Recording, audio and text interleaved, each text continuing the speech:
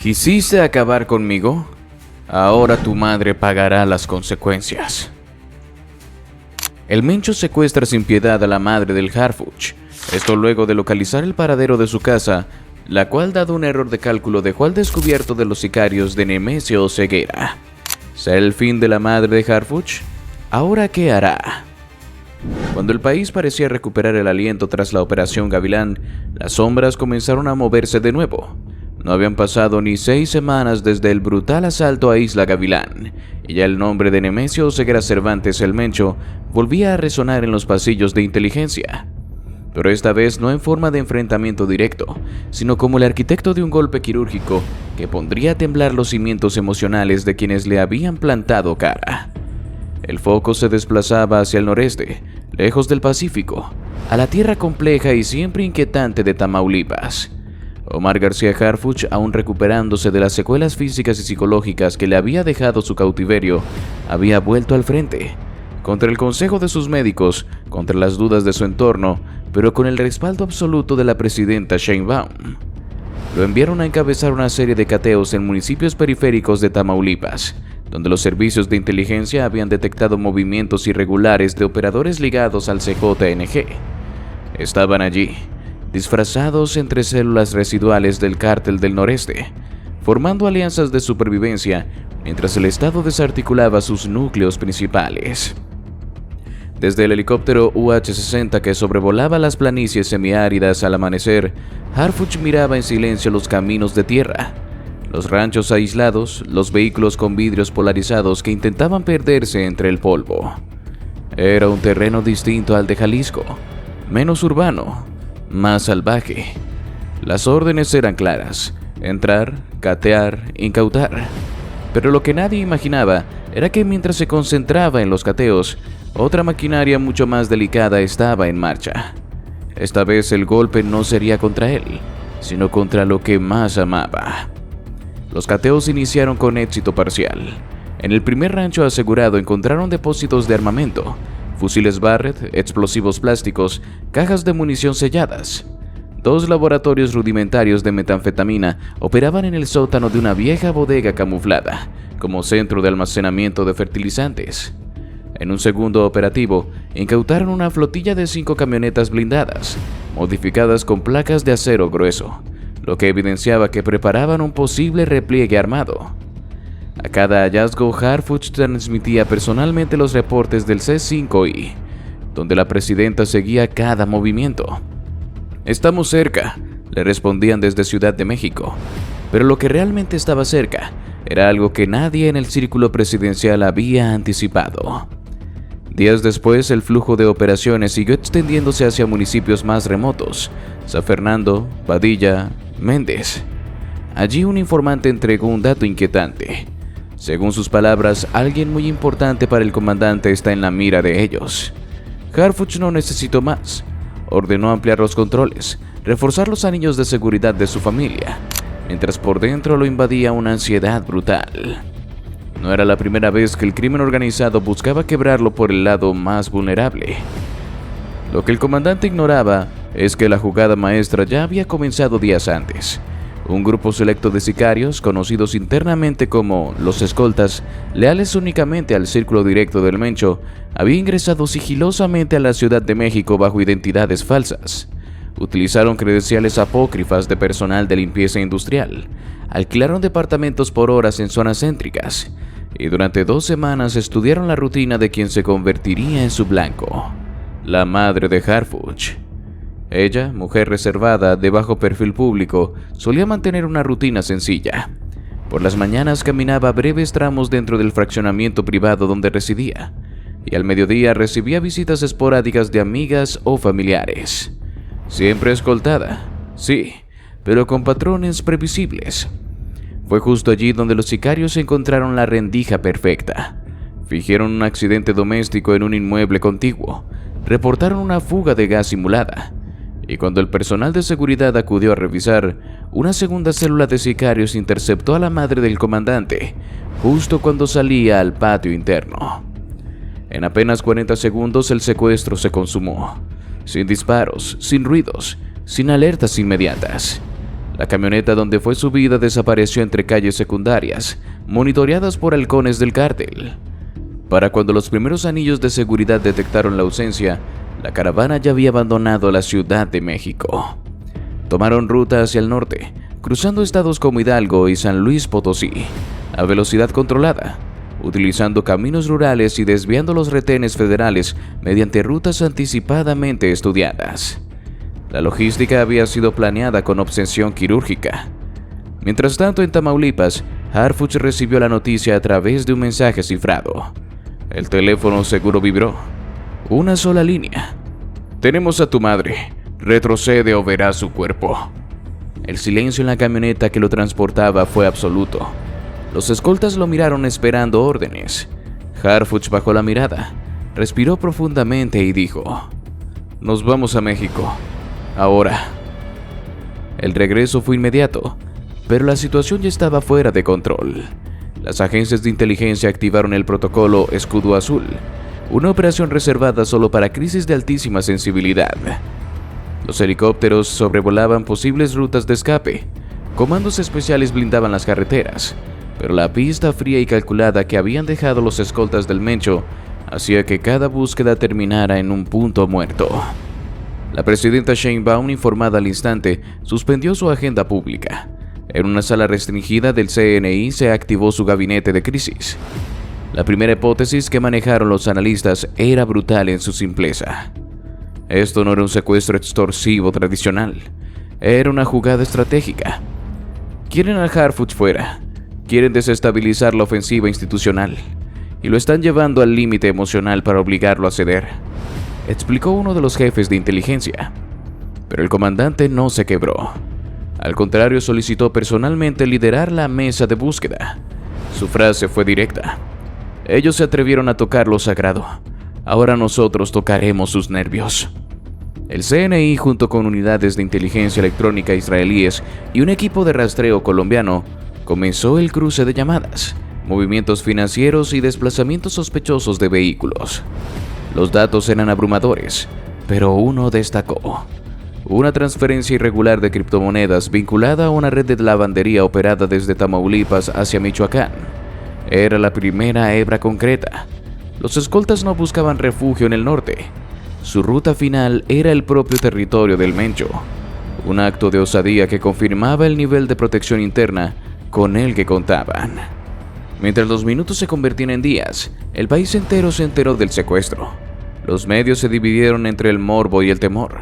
Las redes sociales ardían con especulaciones, mientras algunos analistas advertían que México estaba ante una nueva modalidad de guerra híbrida, donde ya no solo se atacaban los operadores del Estado, sino a sus familias como piezas estratégicas. La presidenta Sheinbaum rompió el silencio en cadena nacional. El Estado mexicano no negocia bajo amenazas. No importa cuán personal sea el golpe, iremos por ellos. Todos. El comunicado de la presidenta. Mientras la presidenta pronunciaba sus palabras, en la oscuridad de los centros de operaciones, los analistas de inteligencia perforaban miles de datos, coordenadas, transferencias y patrones de comunicación. Las horas seguían devorando la paciencia. Harfuch, encerrado en la sala táctica del CNI, apenas probaba bocado. Revisaba mapas satelitales una y otra vez, buscando un error, una grieta. Sabía que el tiempo era su peor enemigo. Cada hora adicional de cautiverio reducía las probabilidades de hallar a su madre con vida, pero también conocía al Mencho, y eso le daba un margen. «No la quiere muerta, la quiere viva para doblarme», repetía. Era un pulso psicológico. Al sur de Michoacán, los reportes comenzaron a conectar las piezas. Un convoy de 3 vehículos blindados fue captado por un dron de vigilancia mientras ingresaba a una zona boscosa conocida como la Barranca del Veneno, un punto controlado por remanentes del CJNG. Allí, según las últimas triangulaciones, se habría montado un campamento transitorio. Las imágenes térmicas captaron movimientos de personal dentro de una estructura improvisada, pero el acceso terrestre era prácticamente suicida. La zona estaba sembrada de explosivos improvisados, francotiradores y rutas minadas. Esa noche, durante una reunión cerrada, Sheinbaum tomó una decisión que electrizó al gabinete de seguridad. «Vamos a intervenir, pero esta vez no desde el aire. Quiero un equipo dentro. Quiero ojos, oídos y armas dentro del corazón de esa cueva.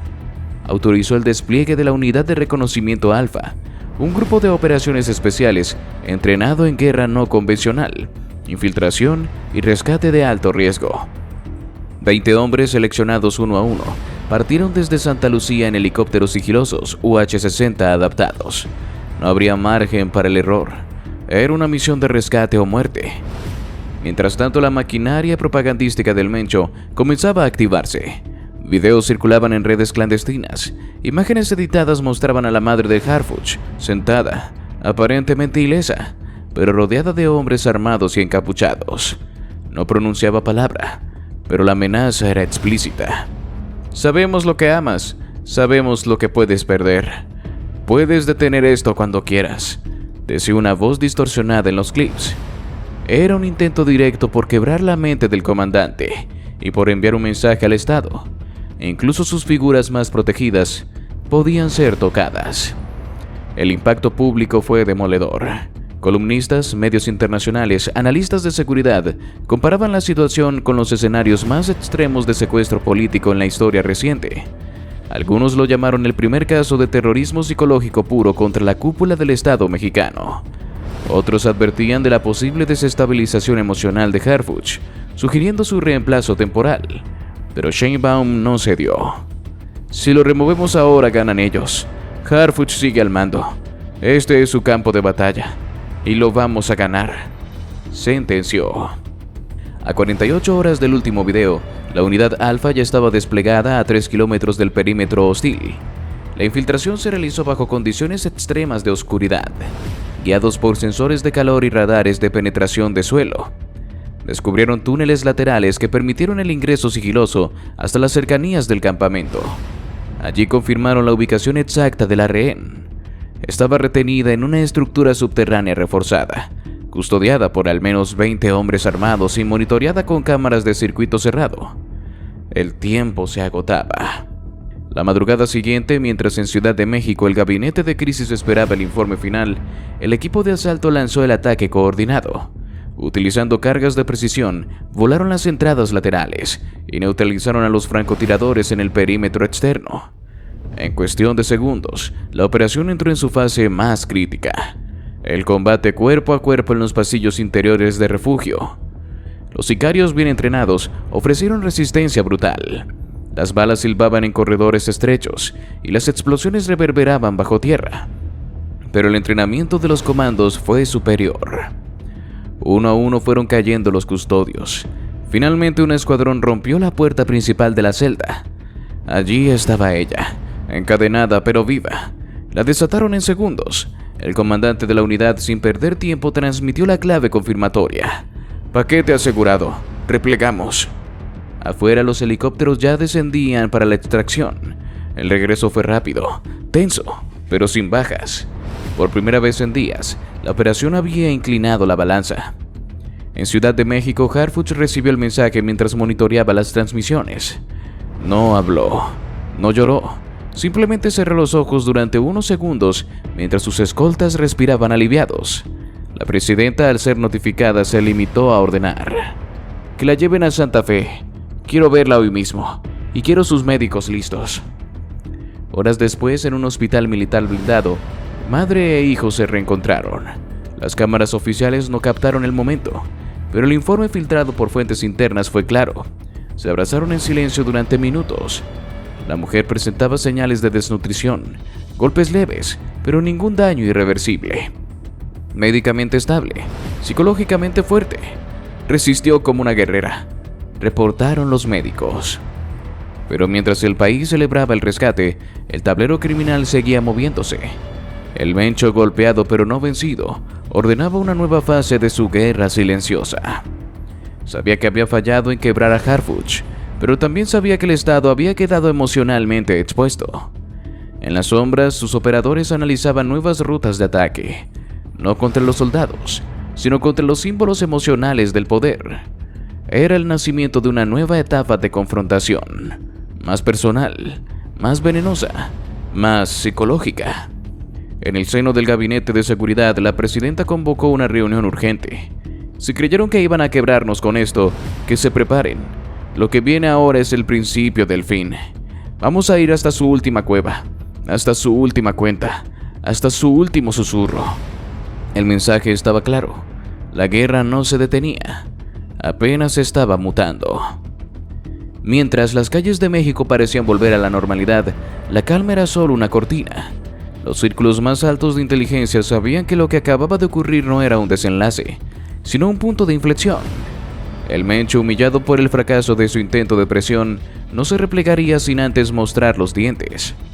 La presidenta Sheinbaum, fiel a su estilo frontal, ordenó que todos los dispositivos de vigilancia y análisis forense financiero se pusieran a trabajar al máximo. Si vamos a desmantelar su red, vamos a seguir su dinero.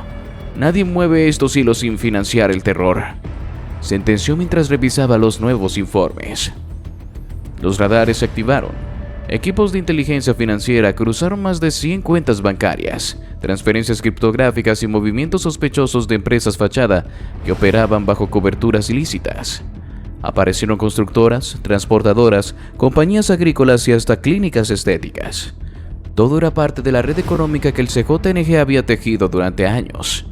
Pero lo que más llamó la atención fue la presencia de una veintena de compañías emergentes en Querétaro y Guanajuato, registradas a nombre de prestanombres sin antecedentes. Un movimiento que evidenciaba el intento del cártel por blanquear capitales y trasladar sus operaciones logísticas lejos de las zonas calientes. En medio de esta cacería financiera, Harfuch, a pesar de la presión emocional que había soportado, se mantuvo al frente del operativo.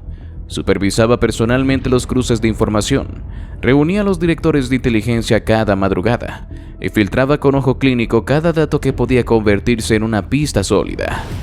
Sabía que el próximo golpe debía ser quirúrgico, demoledor, irreversible. Los primeros resultados no tardaron. Una red de hangares clandestinos fue localizada en las inmediaciones de Salamanca, Guanajuato.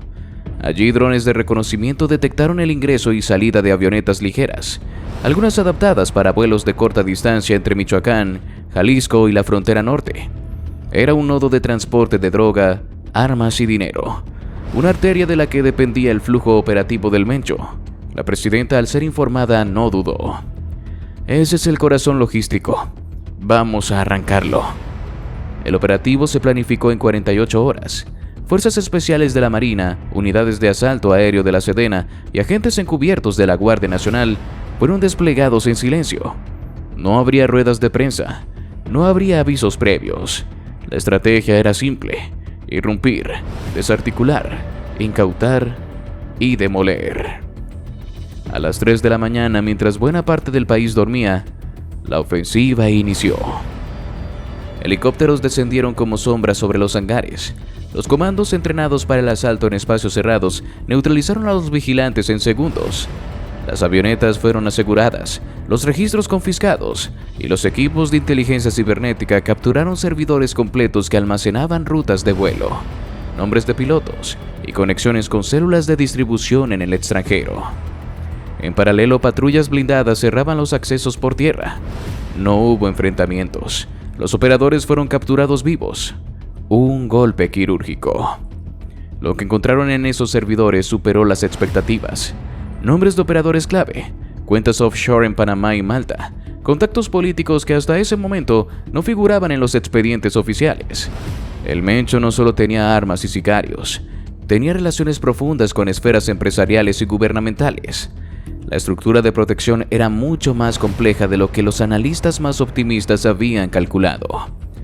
Mientras estos hallazgos salían a la luz, los movimientos de represalia no se hicieron esperar.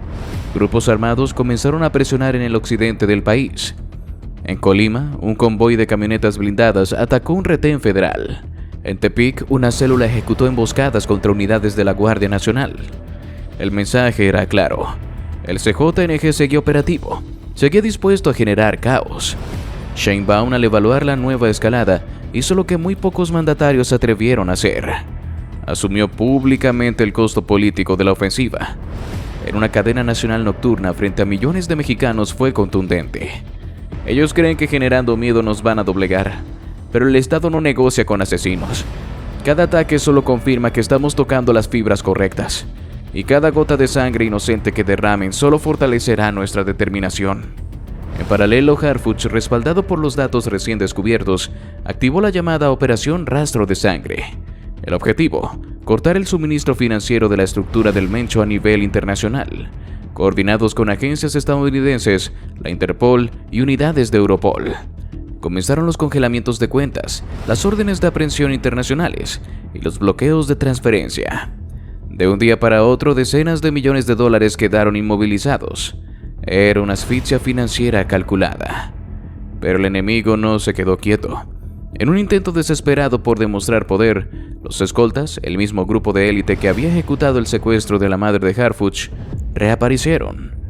Esta vez lanzaron un ataque simbólico en Guadalajara, atacando simultáneamente 2 plazas comerciales con artefactos explosivos improvisados. Las detonaciones, aunque controladas rápidamente por los servicios de emergencia, dejaron un mensaje claro: la guerra seguía viva, y cada golpe al cártel generaría respuestas cada vez más desesperadas y peligrosas. Ante esta nueva modalidad de violencia urbana, el gabinete de crisis tomó una decisión histórica. Por primera vez se autorizó el despliegue conjunto de Sedena y Marina dentro de zonas urbanas comerciales bajo el esquema de blindaje de disuasión inmediata. Vehículos tácticos, drones de patrullaje aéreo y presencia militar activa comenzaron a verse en plazas, corredores turísticos y centros financieros. El impacto social fue inmediato. Algunos ciudadanos aplaudieron la firmeza, otros expresaron temor ante la militarización visible de espacios civiles. Los medios debatían día y noche si el gobierno estaba ganando la guerra o si el país entraba en una fase de confrontación permanente. Pero la presidenta no se echaba atrás. Preferimos plazas vigiladas a plazas controladas por el narco, dijo durante una visita relámpago a Guadalajara para supervisar el nuevo despliegue. Los informes de inteligencia seguían filtrando información comprometedora. Un nombre comenzó a destacarse entre las conexiones empresariales del Mencho: un exdiputado federal con vínculos activos en la construcción de parques industriales en Querétaro. La red no era solo criminal, era política, empresarial, financiera. El CJNG había dejado de ser solo un cártel de sicarios. Era una estructura híbrida que tocaba todos los hilos del poder. A la par, el equipo jurídico analizaba las pruebas contra políticos vinculados al cártel. En las zonas operativas, la guerra se seguía librando metro a metro. El Mencho, consciente de que los cercos legales estaban cerrándose, cambió nuevamente su estrategia. Dejó de atacar con fuerza bruta y optó por moverse en las sombras, usando viejas tácticas de infiltración que durante años le permitieron construir su imperio. Corrupción local, sobornos, amenazas silenciosas y asesinatos selectivos de informantes. En ciudades como Irapuato, Celaya y Apaseo el Grande, comenzaron a aparecer cadáveres con mensajes clavados al pecho, advertencias a colaboradores que filtraban datos al Estado. Los servicios de inteligencia redoblaron el uso del software de rastreo de patrones de comunicación en tiempo real, desarrollados junto a firmas israelíes. Cada llamada interceptada, cada transferencia sospechosa, cada movimiento financiero ahora quedaba registrado en cuestión de segundos. Pero el Mencho también modernizaba su contrainteligencia. Cambió el uso de teléfonos convencionales por sistemas de mensajería encapsulada, servidores efímeros y puntos de comunicación vía Darknet, complicando el rastreo directo. Los equipos de campo, armados con órdenes judiciales, irrumpieron simultáneamente en 6 propiedades de alto nivel: mansiones, bodegas y oficinas corporativas camufladas. Los decomisos fueron históricos: obras de arte, relojes de lujo, bóvedas blindadas con lingotes de oro, servidores con registros de movimientos financieros internacionales y contratos firmados por empresas fachada en Dubái, Singapur y Luxemburgo. Uno de los hallazgos más impactantes fue una carpeta clasificada, un manual interno de protocolos de evasión, diseñado por los operadores financieros del Mencho. Allí detallaban cómo lavar dinero en tiempo récord, evadir embargos, desaparecer capitales en menos de 72 horas mediante el uso de activos digitales. Este hallazgo, filtrado días después a la prensa internacional, provocó un escándalo de proporciones mundiales. La DEA, el FBI y Europol intensificaron las órdenes de captura contra más de 40 colaboradores internacionales ligados al CJNG. La presidenta Sheinbaum, sabiendo que el escenario había escalado ya a un nivel global, sostuvo reuniones directas con el Departamento de Estado de Estados Unidos y agencias europeas. El mensaje fue directo: México no pedía permiso, pero exigía coordinación. Esta no es solo nuestra guerra, este cáncer es transnacional. Si permitimos que sus tentáculos financieros sobrevivan, el próximo país afectado serán ustedes, advirtió durante una visita relámpago a Washington. Las estructuras financieras del Mencho se derrumbaban, las represalias en campo se multiplicaban. En Michoacán, sus sicarios intentaron retomar el control de puertos clave en Lázaro Cárdenas. El operativo fue brutal, con ataques coordinados a estaciones navales y carreteras principales. El Estado respondió con fuerza total: drones de combate, artillería pesada, refuerzos navales. Las bajas fueron considerables en ambos bandos, pero el Estado no cedió terreno. En Ciudad de México, el cerco sobre los operadores políticos vinculados al cártel también se cerraba. Varios senadores, diputados locales y hasta un exgobernador fueron llamados a comparecer. Las conferencias mañaneras de Sheinbaum se convertían en epicentros de anuncios demoledores. Cada semana, nuevos hombres, nuevas detenciones, nuevas órdenes de aprehensión. El mensaje era claro: no solo iremos tras los sicarios, vamos tras quienes les dieron poder político y económico. En medio de esta guerra total, la figura de Harfuch se transformaba en símbolo de resistencia nacional. Tras haber superado el secuestro de su madre, la tortura en Isla Gavilán y los constantes intentos de neutralización emocional, se había vuelto una pieza central del combate al crimen organizado. Su imagen incluso comenzó a proyectarse como posible heredero político de la propia presidenta, aunque tanto él como Sheinbaum esquivaban esos rumores con disciplina férrea. El enfoque era uno solo: terminar la operación. Pero el golpe final aún no llegaba. En un giro inesperado, un desertor de alto nivel del CJNG contactó con las autoridades. Se trataba de un operador logístico encargado de las rutas marítimas del Mencho. A cambio de protección y reducción de pena, entregó información crítica: la nueva ubicación temporal de Nemesio Oseguera.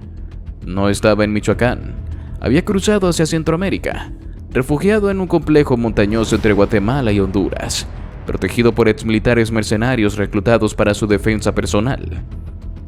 El gobierno mexicano, en coordinación con la DEA y fuerzas especiales centroamericanas, comenzó a planificar la que podría ser la operación de captura más grande de los últimos años. El dispositivo implicaba traslado secreto de tropas, acuerdos binacionales de intervención, monitoreo satelital constante y protocolos de máxima discreción. La orden de Sheinbaum fue simple: si lo tenemos a tiro, no regresen sin él. Y así llegamos al final de este video. Si te gustó, te invito a que nos des tu me gusta para seguir haciendo más videos como este. Además de que no olvides suscribirte y activar la campanita para que no te pierdas ninguno de nuestros nuevos videos. Te deseo un gran día. Hasta la próxima.